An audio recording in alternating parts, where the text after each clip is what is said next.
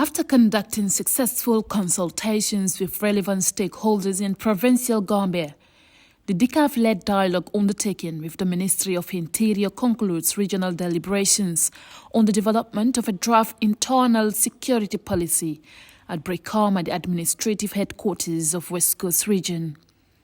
The engagement that seeks to strengthen the country's internal security through a collective framework allowed stakeholders in the West Coast region to give their opinions and voice security concerns, community experiences and contributions towards an inclusive internal security policy, representative and reflective of the wishes and aspirations of all Gambians.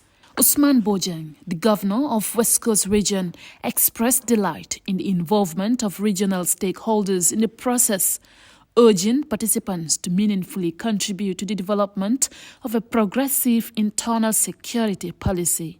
Chiefs are here. Your presence could not be underestimated. With our land disputes, the alcalos are here. All these things affect how we are secure. And this policy hopefully will be wide enough to be able to show why we are all here together and why security is everybody's business. To DCAF, I say thank you so much for being part of this to help the Gambia. Abraham Mendy, the Deputy Permanent Secretary of the Ministry of Interior, said the consultative forum with stakeholders is an opportunity to hear their views and input in the development of an internal security policy that reflects their needs and wants. From 1986 to 2007, there are a lot of changes in terms of security. It doesn't represent the reality. And so it was easier for the security institutions to be manipulated in any way because there were no laws or policies that guides their operations.